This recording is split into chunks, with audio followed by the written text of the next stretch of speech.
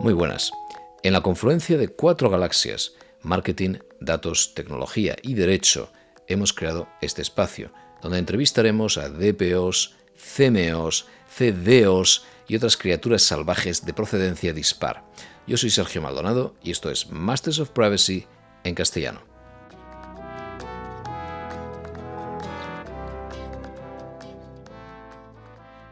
Muy bien. Hoy se celebra el Día Internacional de la Protección de Datos Personales en Europa y otras partes del mundo, y el Día Internacional de la Privacidad o de la Privacidad de Datos en Estados Unidos y en Australia y en algunos países de África u Oriente Medio. En algunos foros se ha calentado bastante la polémica en años recientes sobre qué deberíamos celebrar. Y esta batalla entre protección de datos y privacidad, o privacidad de datos, como conceptos diferenciados o solapados, ha provocado algunas reacciones acrimoniosas en el Reino Unido, donde el recién acuñado Data Privacy, o Data Privacy, como dicen en Inglaterra, 100% estadounidense, parece caer en tierra de nadie. Para cubrir esa particular perspectiva, hemos grabado un episodio especial en el canal en inglés con opiniones de Carissa Belliz, profesora en Oxford, que ha estado aquí ya, Gabriela Zanfir Fortuna, del Future of Privacy Forum, que también ha estado aquí con nosotros, Marcus Winselbaum, asesor de la Autoridad de Protección de Datos de Hamburgo, que viene ahora en breve, Tim Turner, instructor en protección de datos y gestor de un newsletter muy popular para DPOs, con la perspectiva más británica, y Brendan Quinn, autor del Data Protection in Practice, que también ha estado aquí y que es abogado tanto en Nueva York como en Irlanda. Eso lo tenéis en las notas al pie por si hay interés y da para mucho. Pero resulta que en España la cosa tiene aún otro giro de tuerca, porque la palabra privacidad es foránea a nuestro ordenamiento jurídico y su traducción más habitual es el derecho a la intimidad, contemplado en el artículo 18 de la Constitución. En un día tan especial, antes de publicar celebraciones o aplaudir al cántico o la rúbrica errónea, me han podido las ganas de aclarar el entuerto de una vez por todas a 3 bandas confrontando protección de datos o de datos personales, privacidad e intimidad. Y claro, tratándose de algo que me imaginé que nos retrotraería a derecho romano y nos haría visitar pilares fundamentales del marco jurídico, he pedido al ilustre Borja Atsuara que nos acompañara de nuevo. Borja es doctor en Filosofía del Derecho, profesor de Derecho Digital en la Universidad Complutense y en varios másteres, consultor, experto en Derecho, Estrategia y Comunicación Digital, también es colaborador en varios medios de comunicación y divulgador en redes sociales, ha participado en toda la legislación digital en España desde el 92, desde la LORTAD, es premio de la Agencia Española de Protección de Datos a las buenas prácticas y es ponente de la Carta Española de Derechos Digitales, que data de 2021. Vamos a por ello y ya os aviso por adelantado, porque hemos dejado este dato particular fuera de la entrevista, que en Europa la celebración oficial es del Día Internacional de la Protección de Datos, en honor a la firma del Convenio 108, que llamaré convención por ahí porque con la traducción se me ha escapado, pero es el Convenio 108 para la protección de las personas con respecto al tratamiento automatizado de datos personales, en el Consejo de Europa, que ya sabéis que no es lo mismo que la Unión Europea, y que fue ratificado por 55 países, los 47 del Consejo de Europa, entiendo, y otros pues como Argentina, México, Marruecos o Senegal. Y esto se firmó un 28 de enero de 1981. Y ya en 2006 se acordó celebrar el aniversario. Después llegaría la presidencia de Obama en Estados Unidos y en enero del 2009 se decidió por la Cámara de Representantes y el Senado, pues se decidió que la misma fecha fuera designada como Data Privacy Day, para adaptar el término al enfoque de ese país, ¿no? Más asociado a libertades individuales, protección del consumidor, etc. Y ya tratado en ese episodio paralelo al que me he referido antes. Pero, como digo, vamos al asunto que nos compete, que es el origen de estas palabras y estos términos, cómo afectan al trabajo de la autoridad supervisora y cómo se adaptan a los tiempos más recientes, con Borja Atsuara.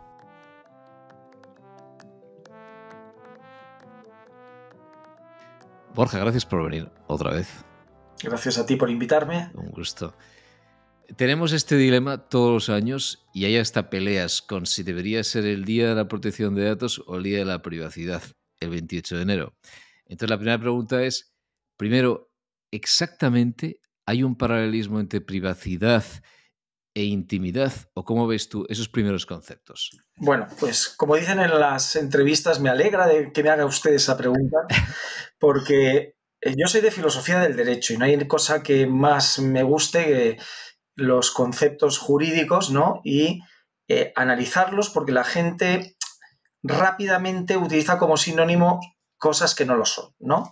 Y entonces son tres conceptos realmente, que es uno, el de protección de datos personales, porque siempre se nos olvida lo de personales, y una cosa es la protección de datos a secas y otra los datos personales, con lo cual tendríamos que saber qué es una persona y qué es un dato personal, cosa que también damos por supuesto y no deberíamos dar por supuesto. Luego está el concepto de privacidad y luego el concepto de intimidad. Ya adelanto que hemos acogido también muy a la ligera el concepto de privacidad, que no es español, es un concepto anglosajón. La privacy es de derecho anglosajón y no es exactamente lo mismo que la intimidad, que es el derecho que está en nuestra Constitución, en el artículo 18. El derecho al honor, la intimidad personal y familiar y la propia imagen. Y el hecho de que estén juntos, el honor, la intimidad personal y familiar y la propia imagen, es porque están relacionados. Y justamente en el artículo 18 están los llamados derechos de la personalidad o derechos personalísimos. Y del derecho al honor, la intimidad y la propia imagen deriva el derecho a la protección de datos personales, que es justamente la previsión constitucional que en el apartado 4 del artículo 18 dice que la ley limitará el uso de la informática para proteger el honor y la intimidad de las personas, ¿no?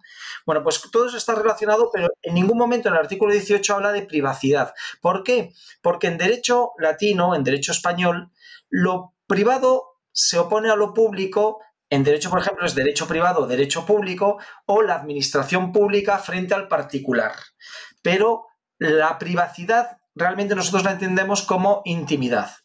Pero es que incluso, y un tema que yo explico siempre en clase, es que si nos vamos a los textos de derechos fundamentales, la Declaración Universal de Derechos Humanos, que tiene una influencia obviamente norteamericana, y estaba Eleanor Roosevelt en la comisión, y luego incluso en la propia Declaración o Carta de Derechos Fundamentales Europea, ¿no? Es muy curioso y hay que fijarse que dicen que se protege la vida privada y familiar. Luego, el concepto de privacidad que tienen anglosajón es individual. Sería lo que sería nuestra intimidad personal. Porque la intimidad familiar para ellos ya no es vida privada, es vida familiar. La vida privada es la individual, la intimidad individual. Con lo cual ya vemos que aunque lo usamos como sinónimos, no son exactamente sinónimos, ¿no? Pero también, si quieres, como no quiero que sea una clase, pero dice muchas pistas, fantástico, dale. Da muchas pistas la etimología. Y entonces yo siempre me gusta profundizar cuando al final se trata de intentar determinar conceptos jurídicos indeterminados, ¿no? Pues hay que utilizar sobre todo el sentido propio de las palabras y para eso ayuda mucho la etimología. Privacidad viene de un verbo que es privar. ¿Y qué es la privacidad? Lo que se priva de la vista o del conocimiento de los demás. Y entonces eso era tanto la privacidad física como también la privacidad luego ya espiritual, sentimental, etcétera, la vida privada, familiar, etcétera. Bueno, pero yo siempre digo que los conceptos abstractos, la privacidad en sentido espiritual, no físico, vienen de conceptos físicos, la privacidad física. ¿Y cuáles fueron las partes físicas que se intentaron privar de la vista de los demás? Pues está en el mito del paraíso de Adán y Eva. Las partes íntimas. La hoja de parra. Claro, y la hoja parra es la primera manifestación o el primer símbolo de privacidad. Yo siempre digo que en los móviles tenía que haber un botón con una hoja de parra, que al pulsarlo se pusiese en modo privado. O en las redes sociales, ¿no? Cuando configuras en modo privacidad que hubiera un botoncito con una hoja de parra, porque es el primer mito de algo que se priva de la vista de los demás, del conocimiento de los demás. Bueno, pues ese es el concepto de privacidad. Frente a lo privado está lo público. Y siempre pregunto yo a mis alumnos, ¿qué fue antes, lo público o lo privado? Contesta. Bueno, yo creo que lo público fue primero, porque el individualismo vino más tarde. Porque si privas algo de la vista es que antes estaba a la vista. Y en la evolución de la especie humana, pues primero éramos homínidos como los otros animalitos que lo hacíamos todo a la vista de los demás. ¿Qué es justamente la evolución de la especie humana? No es más que una historia de conquista de espacios de privacidad, donde nos hemos ido retirando a nuestras casas, primero las cuevas, luego las casas, para privar del conocimiento y de la vista de los demás determinadas cosas, que es lo que constituye nuestra vida privada, frente a los animalitos que lo hacen todo a la vista de los otros animales de la manada, ¿no? O sea que es un concepto muy importante que además se ve en el Museo de la Evolución del Ser Humano de Atapuerca, en Burgos. Hay una sala enorme, circular, donde se ve todas las fases de la evolución de la especie humana. Y entonces al principio los homínidos pues estaban recubiertos de pelo y luego se le va cayendo el pelo, pues están ahí desnudos, el mono desnudo, hasta que de repente aparece el primer taparrabos, que yo además a mi primo, le llamo primo a Juan Luis Arzuaga, no es Arzuaga sino Arzuaga, pero le llamo primo, le digo, oye, ¿se ha investigado en qué momento de la evolución humana apareció el pudor? Porque el taparrabos no era por el frío que hacía en Burgos, que ya te pones un abrigo entero. ¿Por qué nos cubrimos las partes pudendas? ¿No? Pues eso que para mí es muy, muy importante, me dijo que no se había investigado mucho, pero en algún momento de la especie humana, pues como en el mito de Adán y Eva, vimos que estábamos desnudos, sentimos pudor y nos cubrimos, ¿no? O con una hoja de parra o con un taparrabos, ¿no? Pues de ahí viene el concepto de privacidad física, que luego se extiende a la privacidad no física. Pero siempre recomiendo que cuando tengamos dudas de la privacidad no física y de la protección de datos personales, vayamos a la privacidad física, porque nos aclara muchas dudas, ¿no? Claro. Y luego está el otro término, que es el de la intimidad, que es todavía más bonito. Porque intimidad es un sustantivo abstracto, que viene siempre, los sustantivos abstractos vienen de adjetivos que son más concretos, ¿no? Por ejemplo, la blancura viene de lo blanco, de decir muchas cosas, pero eso es blanco, y luego tienes el concepto abstracto de blancura. Pues la intimidad es lo mismo. ¿Cuál es el adjetivo de intimidad? Íntimo. Esto no te lo esperabas, que te iba a preguntar yo a ti. No, pregunta lo que quieras, me encanta. Pues más interactivo. Íntimo e intimidad. Intimidad viene de íntimo. Y ahora, íntimo no es un adjetivo normal, es un superlativo. Igual que está bueno, mejor, óptimo, íntimo es a óptimo, un superlativo, y lo que tenemos que saber es cuáles son los otros dos grados del adjetivo. Bueno, pues los otros dos grados del adjetivo son, por un lado, interno, que es el grado positivo normal, interior, como mejor, acabado en or, que es el grado comparativo de superioridad, y luego íntimo, que es el superlativo como óptimo. Luego, interno es lo que está dentro, interior es más adentro, íntimo es lo más adentro de todo. Y es como si hiciéramos un círculo y fuéramos haciendo círculos concéntricos, ¿no? Pues el primer círculo sería la privacidad, porque es el círculo privado, que hay una película que me gusta mucho, que es Los padres de ella, donde hay Robert De Niro interpreta a un exagente de la CIA, donde está examinando a su futuro yerno y dice si es digno de estar en el círculo de confianza. Bueno, pues el círculo de confianza, que es la intimidad familiar, ¿no?, deja, por un lado, fuera del círculo lo público, dentro del círculo lo privado, y dentro de ese círculo está la intimidad de los amigos íntimos, la intimidad de la familia y luego la intimidad personal, la individual, que es el núcleo duro de la privacidad, ¿no? Bueno, pues entonces, al final, tiene que ver la intimidad con la privacidad, pero la privacidad es algo mucho más amplio, donde puede haber distintos anillos, ¿no? Como también los ritos iniciáticos en las sectas, donde estás en el anillo exterior y luego, poco a poco, cuando tienes más intimidad en la secta, pues vas entrando a compartir el núcleo duro, que es el que compartes con tu pareja, por ejemplo, ¿no? Hay que concebir la intimidad como una especie de círculos u ondas, ¿no?, concéntricas, donde al final, fuera del círculo ya está lo público, pero dentro del círculo hay distintos niveles de intimidad. Incluso distinguimos nosotros a los amigos, entre amigos íntimos y los amigos que son de jiji, jajaja, para tomar cañas y poco más, ¿no? Pero no le cuentas tus problemas íntimos, no se lo cuentas a cualquiera. Igual que la familia tiene una intimidad y la pareja tiene su propia intimidad, pero incluso en la pareja, aunque se comparta la intimidad, nunca se anula, que eso me cuesta explicárselo a mis alumnos, nunca se anula la intimidad individual. Por eso, cuando exigen como prueba de amor que le den las contraseñas de sus redes sociales y de su móvil, etcétera, digo, haced lo que queráis, os vais a meter en líos, pero que sepáis que la Constitución protege la intimidad individual aparte de la pareja. El compartir la pareja no anula la intimidad individual, ¿no? Y el que entre una pareja a saco a chequear, como se dicen ahora, el móvil del otro sin su consentimiento es un delito y hay gente en la cárcel por hacerlo.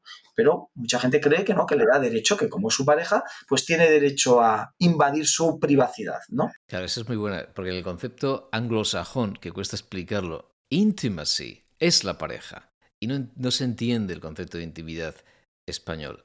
Y cuando hablas de intimacy, rápidamente se está asociando a esa relación de pareja. Entonces no se puede tocar el término, no se puede traducir de forma directa, de forma literal. Pero te quería preguntar, ¿qué pasa con derecho romano? ¿Dónde empieza esto a permear en el sistema jurídico? La idea de intimidad tal y como la has expuesto. Bueno, a ver, en Grecia yo también he oído una cosa que era, la gente no conoce el origen del término idiota, ¿no? Pero lo vi, por ejemplo, en un viaje reciente a Grecia, donde había un cartel de eso de prohibido pasar, propiedad privada, ¿no? Y el idiota es lo privado, porque se decía que era un idiotés, un idiota, el que solo se ocupaba de sus cosas y no se ocupaba de la cosa pública. Y de ahí tenía el sentido peyorativo que nos ha llegado, ¿no? Pero idiotés significa lo privado, ¿no? El idiota. Entonces, era tan importante para los griegos participar en la vida pública que el que solo se ocupaba de sus negocios era un idiota, ¿no? Bueno, ¿cómo pasa en latín, por ejemplo, está privus? Y es tan importante el concepto de privus, de lo privado, que iba muy unido a la propiedad, hasta tal punto que proprietas viene de pro privus, el que se coloca en el lugar del primero que tuvo la cosa. Y entonces, de ahí, de pro privus o pro prius, es el lugar del primero. Y entonces tiene mucho que ver con lo que decías tú del la domus y el dominium y el dominus, que el dominio no era solo propiedad, porque el dominio era el dueño y señor de la casa que tenía un haz de derechos patrimoniales sobre las cosas, pero una jurisdicción sobre las personas, porque era el que mandaba. Entonces, no es que, como dicen algunos, no es que era el dueño en el sentido de propietario de su mujer, sus hijos, sus esclavos. No, los romanos tontos del todo no eran. Sabían distinguir una cosa de una persona, de un ser humano. Lo que decían es que era dueño de las cosas y tenía un poder de jurisdicción sobre las personas que habitaban en la casa, ¿no? Y de ahí viene lo de dueño en el sentido de dominio. Y, por ejemplo, tiene una concepción en derecho digital, que son los nombres de dominio. Los nombres de dominio son como parcelitas en el ciberespacio donde tú mandas. Entonces, claro que está relacionado. Lo que pasa es que el dominio, y ahora voy a los temas de intimidad y de protección de datos, por un lado tiene un haz de derechos patrimoniales, pero por otro lado tiene un derecho de control. Yo tengo el control o el derecho a tener el autocontrol de mis datos personales. Tengo el derecho a que no se sepa nada de mi intimidad si yo no quiero. Porque ese es eso. Y ese es el control, ¿no? También han llamado la autodeterminación de tus datos y tal. Pero no es una cuestión de propiedad, que es donde la gente se equivoca. Los datos no son una propiedad. Los datos son derechos de la personalidad, porque van unidos, realmente no proteges los datos. Aunque hablamos de protección de datos, lo que estás protegiendo es el honor y la intimidad, porque esos datos dicen algo de ti. Pero realmente claro, los datos, decir que yo he nacido en Madrid, Madrid no es mío, el dato Madrid, no es una propiedad mía. Lo que pasa es que hay una flechita que va del dato Madrid a Borja Tsuara como a tropecientos millones más que hayan vivido o que vivan en Madrid. Entonces, hay una línea, antes de llegar al debate de por qué ahora tenemos esta celebración y este día y por qué unos lo llaman de una manera y otros de otra y tal, si es que llegamos a esto. Ahora hay con el tiempo, tú has mencionado esta idea del tratamiento informático en la propia Constitución, ¿no? El estar protegidos frente al tratamiento informático, ya reflejando todo lo que han sido los tratados, la experiencia del siglo XX, ¿verdad? Del riesgo adicional por el tratamiento en bruto de tantísima información que antes no se podía hacer. Entonces, ¿dónde empieza? A lo mejor estoy saltando ya muchos pasos, ¿no? Pero ¿dónde empieza el salto entre lo que estás describiendo ahora, por tanto, la intimidad, lo que muchos entenderán como privacidad, y la protección de datos, en el sentido de que ya no estamos hablando de algo tan próximo a la confidencialidad y a la exposición y a la hoja de parra, sino mucho más a la condición o a condicionar, a someter el futuro, las opciones futuras, la libertad futura, en virtud de lo que hoy se expone, con independencia de que sea o no confidencial. ¿Sí me explico?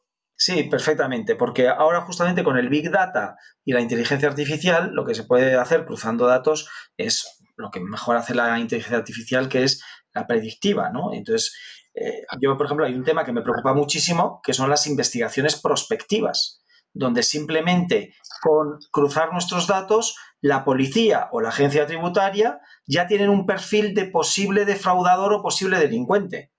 Y entonces estamos ya en Minority Report, ¿no?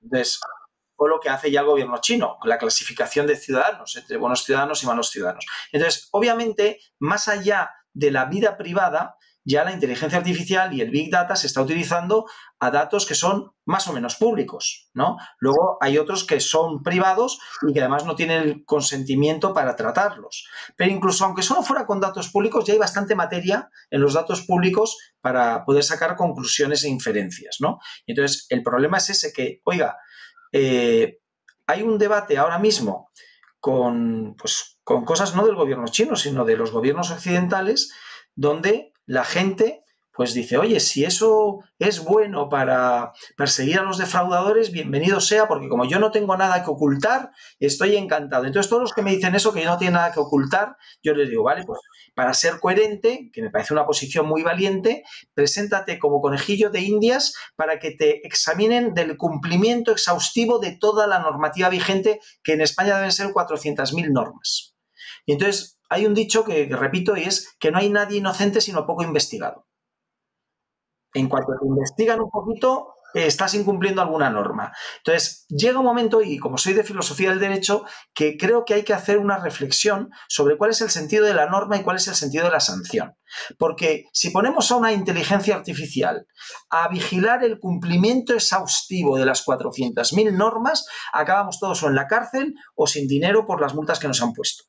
Entonces, claro, como eso se puede utilizar, el reglamento de inteligencia artificial prohíbe que las autoridades, y las empresas también, pero sobre todo las autoridades, hagan un uso de los datos con inteligencia artificial que suponga un control excesivo de la vida de los ciudadanos. Porque, insisto, dice, no, no, pero es que yo estoy a favor del cumplimiento de las normas. Y digo, pues empecemos por ti. Venga, porque hasta ahora, ¿por qué le ponen a uno una multa, un radar de la DGT? Pues porque has tenido mala suerte, porque el de al lado iba a la misma velocidad y a él no se lo han puesto. Pero ahora ya hay radares inteligentes donde pueden multar a todos en 8 carriles, en 2 kilómetros para adelante y para atrás. Y además no solo por la velocidad, sino si guardas la distancia de seguridad, si tienes el cinturón puesto, si vas usando el móvil o si la sillita del niño está bien anclada. Y además con un margen de error del 2%. Luego, es imposible, no se va a librar nadie. Y llega un momento en que dices, ¿te puedes ahorrar incluso el radar o los Pegasus? Porque ya hay asistentes inteligentes de la conducción donde pueden actuar de chivato de todas las infracciones que cometas. Con lo cual saldrás de casa y volverás sin puntos del carnet y sin dinero en la cuenta por las multas que te han puesto. Y luego no te venderán otro coche porque ya tienes una puntuación terrible, como mal conductor, como persona temeraria. Buenísimo. Entonces ahí quería llegar, justo quería llegar ahí. Tenemos, si somos capaces de discernir entre lo que hemos heredado como lo que llamamos intimidad, sin haber ese paralelismo directo con lo que otros llaman privacidad, pero realmente también analizando el origen de privacidad en derecho en Estados Unidos, en common law y un poquito antes en Inglaterra, esta idea de que el derecho a que te dejen en paz, que es como empezó privacy aquí en su día, ¿no? Esta idea se asocia mucho a solitud, como lo usan ellos. Hay incluso una acción civil. Bueno, de hecho hay 4 acciones civiles asociadas a esta idea de privacidad, pero que están muy limitadas a ese mundo pasado, ¿no? De nuevo, a la hoja de parra, por volver a ello, hasta el punto de que el hecho de que un dato sea público ya termina con varias de estas acciones. Es decir, está muy vinculado a la confidencialidad. Y ahora llegamos a este mundo de la protección de datos. Como dices, ya la Constitución introdujo este pequeño ángulo y luego por fin tenemos ya el marco de protección de datos. Y aquí te quería preguntar, ¿no? Ahora, ¿es posible llegar a esto? Estoy últimamente en mi cabeza montando esta pequeña teoría, ¿no? De que si quisiéramos hacer más eficaz el trabajo de la Agencia de Protección de Datos, por ejemplo, ¿no? El otro día yo te suelto esto, tú me dices qué piensas. Hablando con Jorge García Herrero, ¿no? Le decía esto de las multas, las micromultas, ¿verdad? Las micromultas a todos estos pequeños negocios porque la cámara recién instalada de seguridad apunta un poquito en el ángulo de la acera y alguien lo vio, se sintió ofendido. Y la diferencia entre esta persona que pasó por ahí y lo vio y sintió, ¿no? Pues que sus derechos están siendo violados, que a lo mejor faltaba notificación, etcétera. Y también comparado esto con el mundo del gran tratamiento en masa de algo que parezca más inocuo porque el dato sea público, porque se ha publicado esa lista de votantes, por ejemplo, en el censo en Inglaterra, y alguien va y lo pesca de la web, y siendo un dato de origen público empieza a tratarse en masa. De repente hay 2 problemas muy distintos. Uno de ellos puedes sentir que te afecta a ese concepto de lo que para ti es la esfera privada y esa intimidad. Y a lo mejor no tendríamos que ir a la agencia española si es algo que, aunque esto está en el ámbito muy subjetivo del individuo, si algo afecta a cómo siento violada esa intimidad frente a aquello que ni siquiera puedo entender demasiado bien, pero que a futuro va a condicionar mis libertades, como esto que pasa con el coche conectado, inteligente, ¿no? Es posible trazar esa línea y decir, imagínate que pudiéramos decir, no, vamos a aliviar a las autoridades de protección de datos para que ya no se dediquen más a la protección de la intimidad y vamos a dejarles que solo se ocupen de la protección de nuestro futuro y, por tanto, del tratamiento a gran escala. Y en ese momento, ¿qué diferencia hay ya entre la Agencia de Protección de Datos y una autoridad supervisora de la inteligencia artificial como se acaba de crear ahora? Bueno, que has dicho muchas cosas, voy por partes. A ver, yo estoy completamente de acuerdo en que la Agencia de Protección de Datos no se debería meter en algunos temas que son de derecho al honor y a la intimidad y a la propia imagen. ¿Qué ocurre? Que ha habido una visa expansiva que se produce en todo el derecho administrativo, siempre, y además con la excusa de que los tribunales están colapsados. Y entonces siempre la agencia resulta más eficaz y más ágil que para intervenir. Pero yo esta conversación lo he tenido con los de la agencia muchas veces cuando empiezan a aplicar el Reglamento General de Protección de Datos a particulares que han compartido en redes sociales una imagen íntima pues, de una compañera.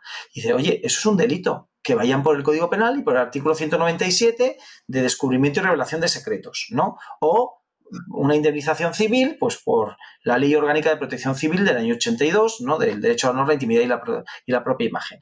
Pero como es verdad que la imagen es un dato, y es uno de los datos que más nos identifica, pues entonces se intenta llevar por ahí. Y como se ha publicado sin su consentimiento, pues es un tratamiento de datos sin consentimiento del afectado. Pero con un problema, y es que el Reglamento General de Protección de Datos no se pensó para eso. Se pensó para proteger a los particulares del tratamiento que hacen las empresas y las administraciones públicas, no del tratamiento que hace otro particular. Porque considerar a un particular como un responsable del tratamiento, entonces tendría que cumplir todas las obligaciones del reglamento, ¿no? Desde el deber de información, el de hacer, comunicar cuáles son sus derechos, el darle acceso al derecho de rectificación, de cancelación. Y es imposible, no estaba pensado para eso. Y sin embargo, sí estaba pensado para los grandes tratamientos masivos de datos que hacen las empresas y también las administraciones, y ante los cuales los particulares estamos desprotegidos. Mientras que para el tratamiento que te haga de una imagen tuya u otro particular no estás desprotegido porque puedes ir por la vía civil o por la vía penal, ¿no? Entonces yo creo que no es para quitarles trabajo a la agencia, es que la agencia se ha metido en un berenjenal que no le correspondía. Con la mejor de las intenciones, porque además el canal prioritario, yo lo defiendo, el canal prioritario de la agencia, porque el canal prioritario lo que le dices es a la plataforma que se está haciendo un tratamiento de unos datos ilegal. Y entonces, por la antigua Directiva de Comercio Electrónico, ahora por la DSA, ellos tienen que quitarlo si saben que hay un contenido ilegal. Pero eso respecto a las plataformas, respecto al que lo ha subido, hay que ir a la policía y denunciarlo si está difundiendo una imagen íntima sin consentimiento. Y entonces, poner una multa administrativa cuando es materia penal, yo no lo entiendo. Y entonces te dicen, no, bueno, pero es que es más rápido. Bueno, pues será más rápido, pero ya llega un momento en que estamos confundiendo los conceptos. Vale, bien. Entonces, entendiendo ahora ya, acercándonos un poco más, ¿no? Entonces, ahora ya, por un lado tenemos esta parte de que ya diferenciamos o entendemos que venimos de este mundo de intimidad. Entonces, Borja, por sentar esto claro, porque mucha gente, es verdad que, a ver, hay gente que se queja, ¿no? Porque es verdad que el término privacidad se ha ido expandiendo tantísimo, ha ido acaparando tanto, también por el tema, lo de siempre, ¿no? La globalización, ¿no? El empuje de lo anglosajón, las asociaciones estadounidenses, la idea de privacy pues se expande también, como digo, pues pasa siempre, ¿no? Con anglicismos, ¿no? La celebración del Día de Protección de Datos, el 28 de enero, empezó en el Consejo de Europa. Entiendo que esto después fue imitado en Estados Unidos por el Congreso. Y entonces, mientras en el Consejo de Europa se decidió hacer que el 28 de enero fuera el Día Internacional de la Protección de Datos, porque veníamos de esta cultura y de este concepto, en Estados Unidos ya entiendo que con Obama, allí por 2009 o así, se decidió que el mismo día fuera el Día Internacional, el Data Privacy Day. En Estados Unidos el lío es todavía peor, porque está la idea de privacy como el tort, ¿no? Esta acción civil, e incluso quien lo asocia a la Cuarta Enmienda, a la Constitución y tal, pero esta idea de privacy, como digo, muy asociada a esta confidencialidad, que te dejen en paz, todo aquello, la solitud, la intromisión y demás, y está esta idea nueva de data privacy, que sí que nace con el mundo de los FIPS y del Watergate y del espionaje masivo y del tratamiento a gran escala, y que está mucho más, de hecho los principios son muy compartidos con el mundo del que estamos hablando, ¿no? Con la Convención 108, con el tratamiento a gran escala, etcétera, ¿no? Entonces la idea es que si ahora aceptamos que, vale, pues que data privacy, esta idea, no tanto privacy, sino data privacy, podría ser equivalente a protección de datos, ¿no? Entonces dejamos a cada uno que haga su celebración por acabar con esa polémica. Bueno, no vamos a evitarlo. Mira, yo, igual que digo que me encanta afinar los conceptos y saber de dónde vienen, llega un momento en que se utilizan como sinónimos y no lo vas a cambiar. Te pongo otro ejemplo para salirnos de este, que es el de copyright y derecho de autor. Pues no es lo mismo copyright y derecho de autor, porque el derecho de autor es más amplio. Tiene los derechos de explotación, por un lado, que es lo que se parece al copyright, y especialmente el derecho de reproducción o copia, y luego tiene los derechos morales, que no tiene el copyright, ¿no? Pues aquí lo mismo, o sea, la intimidad tiene una parte de posible explotación de los datos personales con un contenido patrimonial y luego tiene un contenido que no es patrimonial, que es un contenido moral, que es como surgieron los derechos de la personalidad, ¿no? Donde, oiga, yo tengo derecho, y además no solo por la intimidad, sino también por el honor, porque hay determinados datos que pueden perjudicar mi prestigio. O sea, que no es solo por la intimidad. Dice, la ley limitará el uso de la informática para proteger el derecho al honor y a la intimidad. Siempre nos fijamos en la intimidad, pero la protección de datos es tanto para los datos de la intimidad como para los datos que pueden afectar a tu esfera pública. O sea que datos personales son todos, los que afectan a tu esfera pública, los que afectan a tu esfera íntima. Entonces, esos son datos personales. Y además, hasta tal punto que ya hemos quitado lo de personal y hablamos de protección de datos. Y entonces parece que estamos protegiendo el dato como si el dato fuera un pobrecito mío que hay que proteger. No, lo que hay que proteger es los derechos fundamentales de las personas, y el nombre del Reglamento General de Protección de Datos, el verdadero, es Reglamento General de Protección de Datos de las personas físicas en lo relativo al tratamiento de sus datos personales. Pero de las personas físicas se protege a las personas y a sus derechos fundamentales, al honor, la intimidad y la propia imagen. ¿Por qué hablamos de protección de datos? Porque los datos pueden afectar a tu honor, a tu intimidad o a tu imagen. Pero no se protegen los datos. Yo no protejo el dato Madrid ni el dato hace 11 grados. Para empezar, porque 11 grados no es un dato personal, pero el dato Madrid, si va asociado a una persona, puede ser un dato personal. Pero yo no protejo el dato Madrid, Yo protejo la línea, la flecha que va del dato Madrid a un sujeto, que como está asociado a un sujeto, ¿cuál es la mejor forma de proteger la intimidad de ese sujeto? Disociar, borrar la flechita entre el dato Madrid y ese sujeto y que no lo conozcan los demás. Pero realmente, quitando ya que no es exactamente lo mismo privacidad que intimidad, y protección de datos deriva del derecho a la intimidad y del derecho al honor, a mí no me importa tanto que se hable del Día de la Privacidad o el Día de la Protección de Datos Personales, que lo de personales sí me gustaría que se dijera. Por ejemplo, la Ley Orgánica Española, decimos Ley Orgánica de Protección de Datos, y es de protección de datos personales. Pero no decimos LOPDPP, que es como diríamos, ¿no? De datos personales, y si decimos luego de garantía de derechos digitales, ¿no? Es LOPD-GDD, pero tenía que ser LOPDP-GDB, porque realmente lo importante es que sean datos personales. Los otros datos, los que no están asociados a personas, hay barra libre.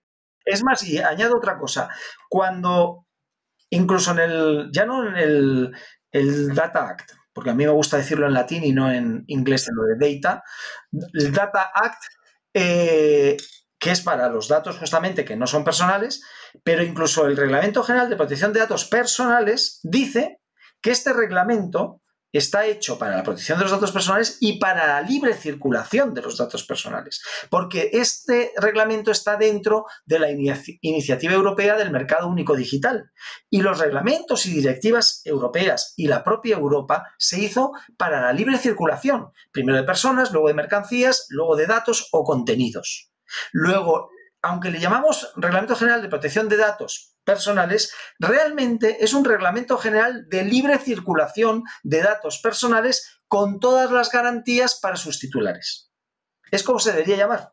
Y yo siempre digo que en vez de utilizar el icono del candado, deberíamos utilizar el icono del cinturón de seguridad en el coche, porque es para que el dato circule de forma segura, no para encerrarlo con un candado en una caja fuerte. Vale, entonces, fíjate, ahora un último giro, y ya no te pregunto más. Bueno. A mí me habría gustado poder discernir con mucha claridad entre aquello que es intimidad o aquello, aunque no exactamente lo mismo, se pudiera meter dentro de privacidad y no data privacy en esta idea más, como digo, más a futuro estadounidense, sino esta idea de privacidad o voy a decir privacy, intimidad hasta cierto punto, y que se pueda delimitar muy claramente de este tratamiento a futuro a gran escala. Por ejemplo, si yo paseo por una calle de Londres y el español suele maravillarse con las ventanas abiertas y las luces encendidas y cómo se puede apreciar la vida íntima de las casas en Londres, por ejemplo, o en Ámsterdam, pues el hecho de que no se vea, bueno, pues a lo mejor o que tú puedas acercarte a ello y verlo, puede tener un elemento de intimidad, estás asomándote a ello, pero si hubiera una cámara grabándolo, digitalizándolo y categorizando a la gente por el estilo de vida que tienen, por ejemplo, porque puedan vivir por encima de sus posibilidades y eso un día puede afectarles en la contratación de un seguro, ese tratamiento diferenciaría yo a ella la protección de datos frente a la intimidad. Pero, claro, ahora viene el mundo digital. En el mundo digital, aquello que se comparte de forma tan inocente, pareciendo que solo estamos exponiendo nuestra intimidad, como nace digital y nace procesable y nace tratable, sin toda esta gestión a nivel de recolección o de tratamiento ulterior, termina contaminando el ámbito del futuro. Entonces, ahora es como si la cámara estuviera siempre apuntando, siempre grabando, y aquello que pensamos en el mundo Facebook, Instagram, etcétera, que solo exponíamos un elemento de intimidad en nuestra percepción individual, automáticamente debe ser protegido, con lo cual contradigo todo lo que yo decía antes, que es cómo liberar a la agencia española de aquello que sea intimidad para que se pueda centrar. ¿Cómo lo ves? No te contradices porque, a ver, esto ya ha salido, que es el tema del Cambridge Analytica, ¿no? Y el Cambridge Analytica español, cuando el Tribunal Constitucional pues dijo que, oiga, que no se pueden hacer perfiles ideológicos con las opiniones que vertemos en las redes sociales. Porque yo en un debate pues puedo mostrar mis opiniones, ¿no?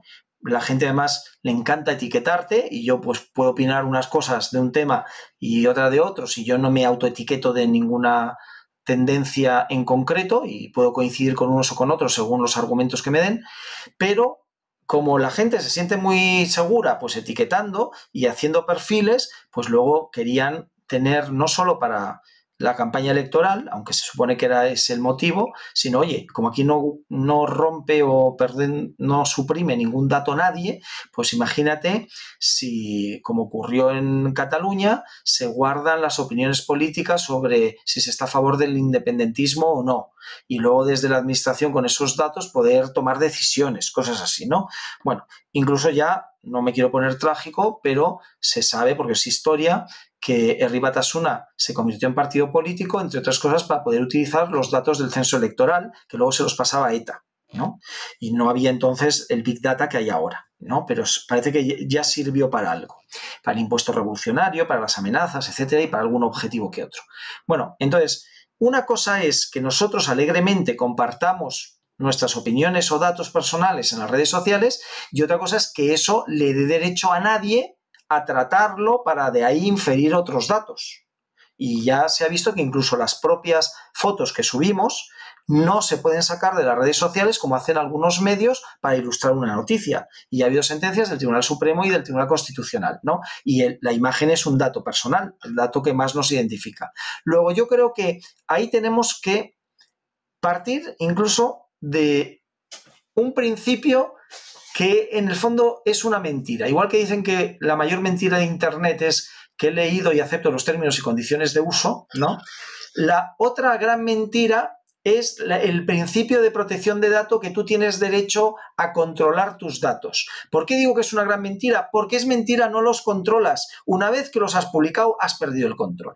Eso se convierte, al afirmar el derecho al control o autocontrol de tus datos, lo que realmente se convierte es un derecho a perseguir a quien haga un uso de tus datos sin tu consentimiento. Pero lo que es imposible es como cuando surgió Internet, el derecho de autor a controlar la difusión de su obra. Pues ya se vio que no, que una vez que estaba en Internet ya perdías el control. Y eso se cambió pues por una persecución de la piratería o por unos derechos de remuneración, porque ya no podías controlar la difusión de tu obra. Pues aquí tenemos que ser conscientes en el Día de la Protección de Datos que es mentira, que no tenemos el control de nuestros datos, que una vez que están por ahí hemos perdido el control de nuestros datos. Lo que tenemos es el derecho a la pataleta y a perseguir si descubrimos a alguien que está haciendo un uso de nuestros datos sin nuestro consentimiento y sin ninguna cobertura legal. Pero en eso al final se concreta en algo mucho más modesto, que es el derecho de persecución al que haga un mal uso de tus datos porque tú no habías autorizado esa finalidad. Claro, muy bien. Bueno, con el derecho a la pataleta me quedo. Borja, muchas gracias. A ti.